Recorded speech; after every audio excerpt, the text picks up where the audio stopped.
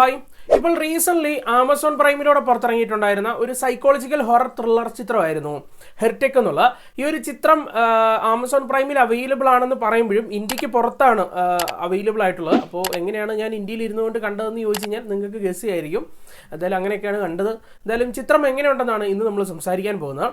സിനിമയുടെ ആരംഭത്തിൽ തന്നെ കാണിക്കുന്നത് നമ്മുടെ ചിത്രത്തിലെ രണ്ട് നായികമാരെ കാണിച്ചുകൊണ്ടാണ്. രണ്ടുപേരും സിസ്റ്റേഴ്സാണ്.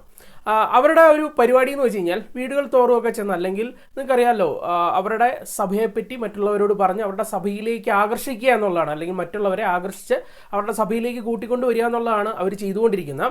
അങ്ങനെ ഒരു ദിവസം നമ്മുടെ ചിത്രത്തിലെ ഒരു സുപ്രധാന കഥാപാത്രമായിട്ടുള്ള മിസ്റ്റർ റീഡ്, അദ്ദേഹത്തിൻ്റെ നിർദ്ദേശപ്രകാരം തന്നെയാണ്, അല്ലെങ്കിൽ തനിക്ക് ഈ ഒരു സഭയെപ്പറ്റിയൊക്കെ കൂടുതലായിട്ട് അറിയാൻ താല്പര്യമുണ്ട്, നിങ്ങളുടെ സഭയിൽ കൂടുതലൊക്കെ അറിഞ്ഞു ചേരണമെന്നൊക്കെ താല്പര്യമുണ്ടെന്നൊക്കെ പറഞ്ഞ് അറിയിച്ചതിനെ തുടർന്ന് ഈ രണ്ട് സിസ്റ്റർമാർ നമ്മുടെ മിസ്റ്റർ റീഡിൻ്റെ വീട്ടിലേക്ക് എത്തുകയാണ്. അങ്ങനെ സിസ്റ്റർമാർ ഒരു വീട്ടിലേക്ക് എത്തിക്കഴിഞ്ഞപ്പോഴത്തേക്കുമാണ് മനസ്സിലായത് ഇവർ വിചാരിച്ച പോലെ തന്നെ ഒരാളായിരുന്നില്ല മിസ്റ്റർ റീഡും മിസ്റ്റർ റീഡിൻ്റെ വീടും എന്നുള്ളത്. എന്തൊക്കെയായിരുന്നു എന്നുള്ളത് നിങ്ങൾ സിനിമ കണ്ട് തന്നെ മനസ്സിലാക്കിയെടുക്കാം. സിനിമയുടെ ഒരു വ്യത്യസ്ത അറ്റ്മോസ്ഫിയർ നൽകുന്ന കഥയും തിരക്കഥയും എന്നുള്ള ഒരു കാര്യം തന്നെയാണ് ആദ്യമേ ഒന്ന് മെൻഷൻ ചെയ്യേണ്ടത്.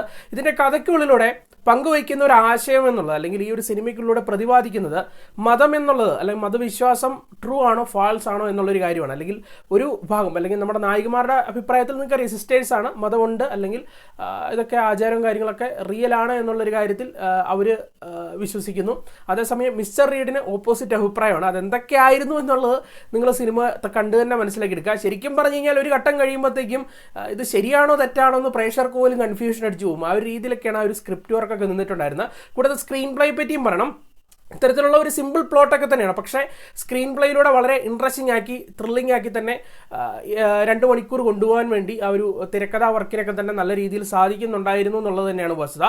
കൂടാതെ മികച്ച പ്രകടനങ്ങളും സിനിമയ്ക്ക് ഒരു മുതൽക്കൂട്ട് തന്നെയാണ്. ശരിക്കും പറഞ്ഞാൽ 3 കഥാപാത്രങ്ങളായിരിക്കും ത്രൂ ആയിട്ട് നിങ്ങൾക്ക് ഈ ഒരു സിനിമയിലൂടെ കാണാൻ സാധിക്കുക. ഞാൻ ഈ പറഞ്ഞ പോലെ തന്നെ 2 സിസ്റ്റേഴ്സ്, അതുപോലെ തന്നെ നമ്മുടെ റീഡ് എന്ന് പറയുന്ന ക്യാരക്ടറും, ഈ 3 പേര് മാത്രമായിരിക്കും. പിന്നെ അവിടെ ഇവിടങ്ങളിലൊക്കെ ആയിട്ട് ഒരു 1, 2, 3 ക്യാരക്ടറൂടെ കാണാമായിരിക്കും. പക്ഷേ ഇമ്പോർട്ടൻറ്റ് കഥാപാത്രങ്ങൾ എന്നുള്ളത് ഇവർ തന്നെയാണ്.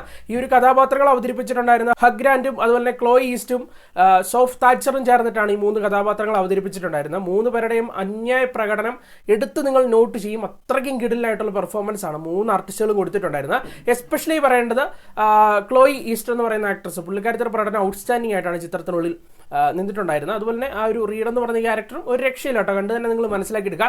കൂടുതൽ ടെക്നിക്കലി ബ്രില്യൻ്റ് ആയിട്ടുള്ള ഒരു സിനിമ എന്ന് തന്നെ പറയാൻ സാധിക്കും. അത് ടെക്നിക്കലി നിങ്ങൾ ഒരുപാട് ഇമ്പ്രസ് ചെയ്യിക്കും ഈ ഒരു ചിത്രം. എടുത്തു പറയേണ്ടത് ഒന്നാമത്തെ കാര്യം എന്നുള്ളത് സിനിമയുടെ ലൊക്കേഷൻ എന്നുള്ള ഒരു വീട് തന്നെയാണ്. ആ വീടിനുള്ളിൽ തന്നെയാണ് കഥ നടക്കുന്നത്.